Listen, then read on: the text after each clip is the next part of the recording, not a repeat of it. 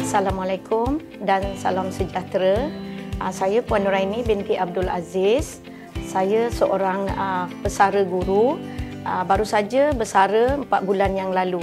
Okey, saya Muhammad Zahri bin Abdul Rahman. Kami berasal daripada Kuala Kangsar, Perak. Kami dah menetap di sini hampir 20 tahun. Suami saya masih bekerja. Dia seorang jurutera di Pos Malaysia. Saya menghadapi sakit osteoarthritis, sakit sendi lutut. Kedua-dua lutut saya ni, saya menghadapi masalah dan juga kesukaran dan kesakitan untuk naik turun tangga. Kekerapan naik turun tangga ni menyebabkan kaki lutut saya semakin bertambah sakit. Bila sakit menyerang, saya tak dapat nak naik ke tingkat atas untuk melakukan aktiviti seharian, mengemas ke menyediai baju di atas. Itu perkara yang menyedihkan saya. Ibu saya pun tinggal bersama dengan kami. Dia pun ada masalah untuk menaiki dan turun tangga, masalah kaki, kesihatan kaki dia.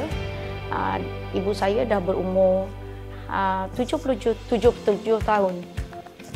Okey, kita mula mencari lift ni sejak November tahun lepas, dan kita cari dekat media sosial, Google, dan kita jumpa beberapa syarikat yang membekalkan lift, termasuk juga lift tangga dan lift rumah.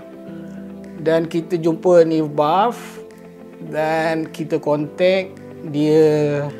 Ada bagi sebut dia aturkan perjumpaan dekat rumah pada bulan Disember, dan pada hari yang sama kita bersetuju untuk mengambil Nivbaf sebagai pembekal lift untuk rumah kita.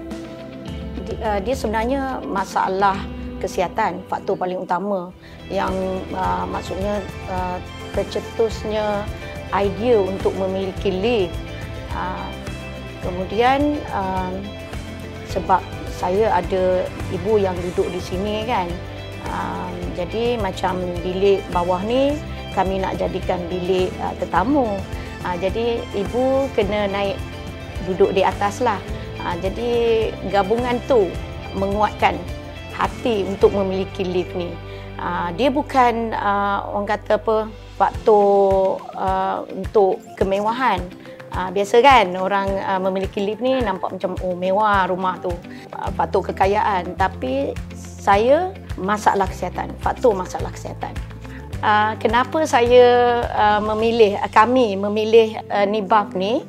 Antara sebabnya, yang pertama, dia selamat digunakan. Maksud saya, pintu lift itu kita nak buka, kita akan bukalah sendiri. Maksudnya dia bukan auto. Kemudian lift ini ada child lock. Yang keduanya, dia tak makan ruang. Comel je lift ni. Dia tak makan ruang. Sesuailah dengan saiz rumah kami. Yang ketiganya, bentuk lift ni yang menarik, cantik, berbentuk silinder dan transparent. Terusnya, senang digunakan lift ni. Mak saya yang berumur 77 tahun pun boleh naik lift ni sendiri. Awalnya memanglah berdua kan. Lepas tu, tak lama lepas tu dia okey je boleh naik turun sendiri. Dan yang kelima, lift ini perlu sedikit saja renovation. Maksud saya perlu renovation yang sedikit untuk pemasangan lift.